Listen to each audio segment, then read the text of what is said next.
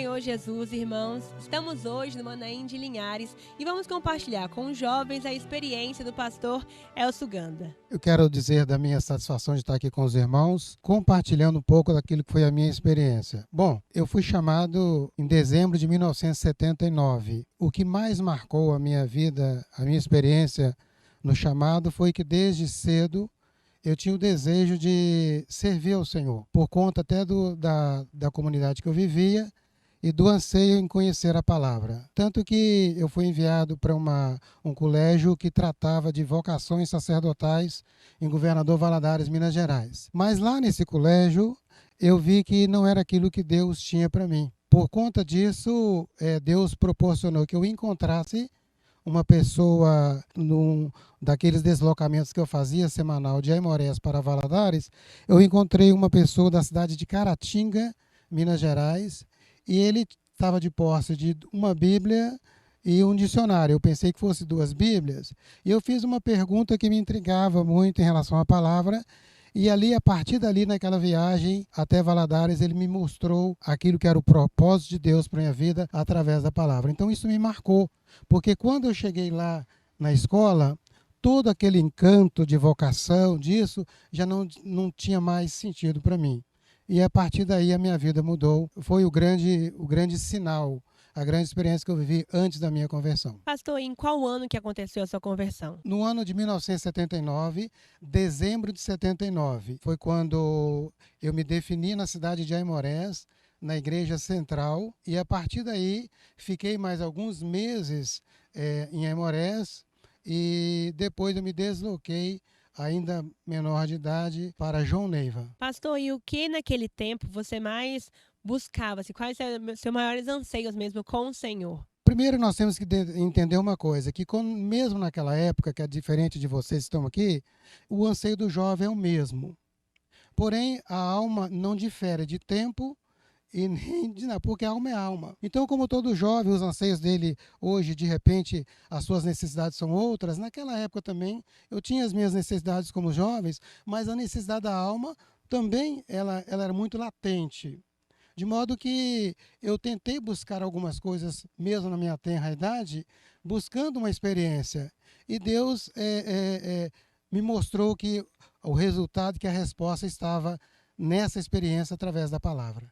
Pastor, e muitos jovens, têm preocupações quanto à profissão, a casamento.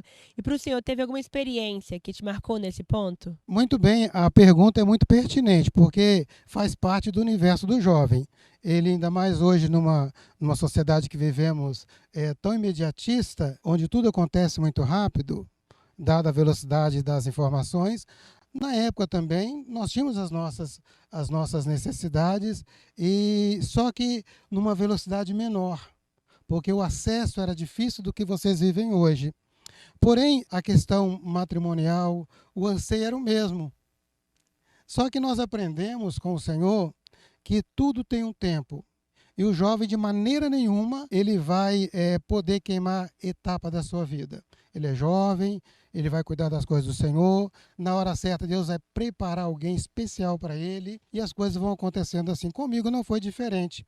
Num dado momento, já aqui em Linhares, que eu pretendia voltar para casa, que eu estava com saudade de casa depois de 7 anos morando só, e ainda jovem.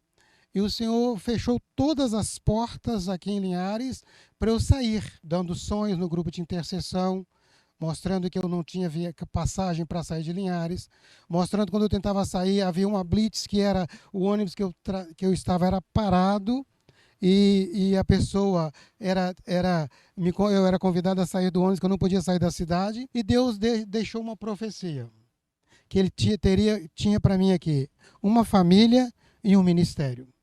A família veio pouco tempo depois. Com 9 meses, namorei, noivei e casei. Tendo a igreja como suporte, uma igreja que me amava, que me abraçou, que acompanhou as minhas necessidades. Algum tempo depois veio o ministério. Isso em mês de maio de 2004. E o senhor foi o terceiro pastor ordenado aqui de Linhares. E hoje, olhando para trás, pastor, o que o senhor sente? Interessante que quando a gente costuma dizer que não olha para trás, Mas nesse momento em si, em particular, é importante lembrar o seguinte, que quando nós olhamos a obra aqui, que quando nós chegamos aqui em Linhares, as grandes experiências como jovem, e que o Senhor falou que estaria levantando varões, e que a preocupação dos jovens de sair para estudar, que não precisava mais sair para estudar, que Ele mandaria estudo e portas de emprego. E hoje levantaria homens, ministérios nesse lugar.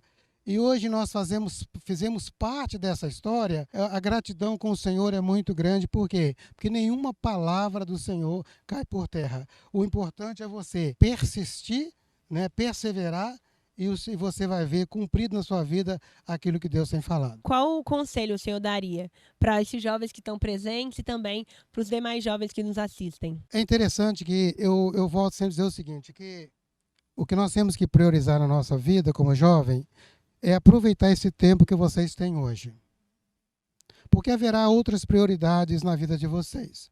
Hoje estão focados em não deixar de estudar, não deixar de trabalhar para o Senhor, porque quando você cuida das coisas do Senhor, Deus está abrindo outras portas lá na frente que você nem imagina. E não queimar etapas das suas vidas. O casamento é na hora certa, o namoro é na hora certa, tudo dentro da dispensação do Senhor. Fazendo isso, você vai ter uma história, vai deixar um legado na sua vida como jovem. Quando as pessoas olharem para você, vai falar assim, olha, eu conheci fulano como jovem. Ele foi um exemplo de jovem, zeloso, não é isso? E é isso aí, é o conselho que eu dou para os jovens. É interessante que quando você faz um histórico da sua vida, você fala assim, mas teve altos e baixos na vida, nessa caminhada de 42 anos? Pode ter tido alguns momentos de oscilação, como todos nós jovens temos, mas não teve queda, não teve retrocesso espiritual, não voltamos para o mundo, não houve perda espiritual, não houve a necessidade de começar de novo, porque não houve parada. Então, quando isso acontece na vida do jovem, ele avança mais do que os outros.